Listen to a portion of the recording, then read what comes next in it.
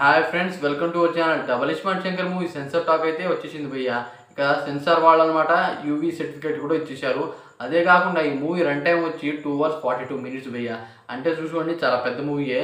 ఒకవేళ బోర్ కొట్టిందంటే బాగా ఫ్యాన్స్ అనమాట నెగిటివ్ ట్రోల్స్ అయితే తీసేస్తారు. అదే కాకుండా ఈ మూవీలో కొన్ని ఇంట్రెస్టింగ్ విషయాలు అయితే చెప్పబోతున్నాను.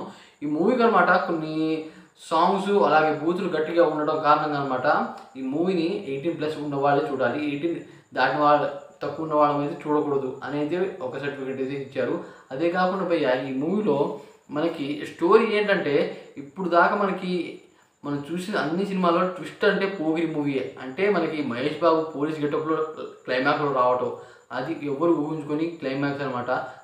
దాని తర్వాత ఏ మూవీ క్లైమాక్స్ అని నాకు తెలుసు అనమాట. దాని తర్వాత ఇప్పుడు అదే విధంగా అనమాట బాలకృష్ణతో అనమాట పూరి జగన్నాథ్ గారు ఇప్పుడు పైసా వసూలో మనకి క్లైమాక్స్లో అనమాట పోలీస్గా అయితే ఇంటర్పోల్ ఆఫీసర్గా అయితే చూపించారు. అదంతా హిట్ అవ్వలేదు, అది కొద్దిగా ఫ్లాప్ అయిపోయింది. దాని కారణంగా ఈ మూవీలో కూడా సెన్సార్ వాళ్ళు చెప్పిన దాని ప్రకారం ఇప్పుడు దాకా చూసిన దానికన్నా ఈ మూవీలో క్లైమాక్స్నే అదిరిపోయే ట్విస్ట్ అయితే ఉండబోతుందంట.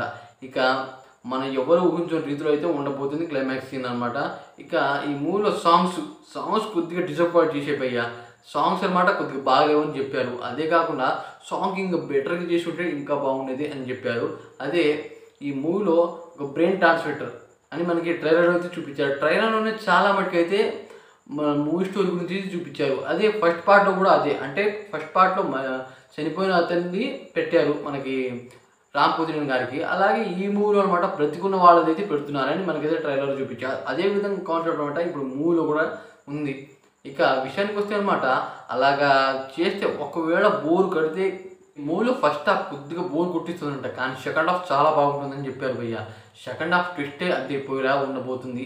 అంటే మనకి ఒకవేళ పోలీస్ ఆఫీసర్గా చూపించవచ్చు, అలాగే ఒక ఏజెంట్గా అయితే చూపించవచ్చు రాంపోతినేని గారిని, లేకపోతే ఒక దొంగలా కూడా చూపించవచ్చు అనే చాలా రకాలుగా అయితే చెప్పారు ఇంటెలిజెన్స్ అనమాట.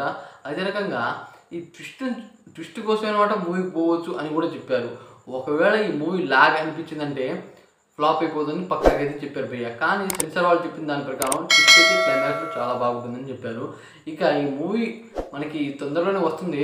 ఈ మూవీ వచ్చాకనమాట ఎలా ఉండబోతుందో అని చాలామంది అయితే వెయిట్ చేస్తున్నారు. పక్కాగా అనమాట ఈ మూవీ నాకు తెలిసి గట్టిగానే వసూలు చేస్తుంది అనుకుంటున్నా. ఎందుకంటే దానికి ముందు వచ్చిన ఇస్మార్ట్ శంకర్ మూవీ ఎంత వసూలు చేసిందో మనకందరికీ తెలుసు. కానీ ఈ మూవీకి కొద్దిగా నెగిటివ్గా అనమాట బాగా ట్రోలింగ్ నడుస్తుంది. ఆ సాంగ్స్లో మన కేసీఆర్ గారి వాయిస్ పెట్టడం, అలాగే ఈ ట్రైలర్లో అనమాట ట్రైలర్ చాలా నెగిటివిటీ అయితే క్రియేట్ చేసింది భయ్య. ఎందుకంటే ఆ ట్రైలర్లో అనమాట హీరోయిన్ని అదో రకంగా అయితే చూపించారు. దాని కారణంగా కొద్దిగా తేడా అయితే కొడుతుంది.